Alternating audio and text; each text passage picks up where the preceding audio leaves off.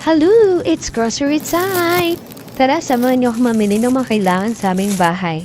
Unang destinasyon, B&D Drugstore. Dito ako bibili naming bigas kasi naubusan na kami ng bigas sa bahay. Hindi ko napansin na wala na pa ng pangsaing sa bahay. Sinabi lang sa akin ni Mr. So, sakto, on the way na rin naman, dito na ako dumaan sa pinakamalapit. Ang himiling rin ako na iba pang kailangan sa bahay tulad ng tinapay, itlog, yogurt, Yakult, at iba pa. Siyempre, hindi na mawala din yung pantapan. Alam niyo na, mga girls, tuwing namimili talaga ako, iniikot ko talaga ang buong store. Sandal kasi sa parang ko ito para maalalaki ko ano mga kailangan ko pa sa bahay. Tsaka minsan sa pag-ikot-ikot ko, dito pa ako nakita ng mga sale. Pero dapat careful ka sa pagtitingin ng mga sale kasi minsan malapit na expiration date. Sale nga siya pero lapit na pala yung expiration date niya. So, magugulat ka na expired na pala hindi mo pa nakain yung pagkain. Sayang lang. Pero kung alamin naman na maubos agad, bilhin na. At least nakalis ka. Ang destinasyon, Paris Marche. Tara, punta muna tayo sa Daisa.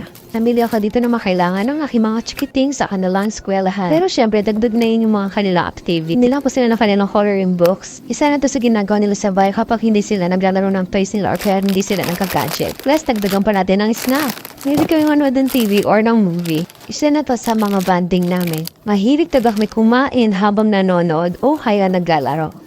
Yan ang hindi mawawala sa amin, ang pagkain. Nakakita rin ako ng iba pang kailangan ko dito, so ayan, binili ko na din. Mga condiments sa ating mga recipe. Basta pag kung wala siya sa bahay, binibili ko na agad. Mas gusto ko kasing may stock sa bahay. Kasi ayoko yung ora-oradong lalabas ka para bilhin ng kailangan mo. Hassle para sa akin yun. At ako pa yun sa oras. At ng destinasyon, sa baba lang, supermarket. Siyempre, hindi mawala ng flowers na aking baby Rio. Namili na rin ako ito ng mga gulay-gulay pang sa kapag naluto ng ating ulam. Mag-i-stock na ako ng gulay hindi madaling masira para pag kailangan ko may makukuha agad ang huling destinasyon. Dito na tapos sa work class nanmili pa ako kaya dito na ako duman sa automoto para bumili ng bento. Pag uwi sa bahay, nilagay ko ang flowers ng aking baby Rio.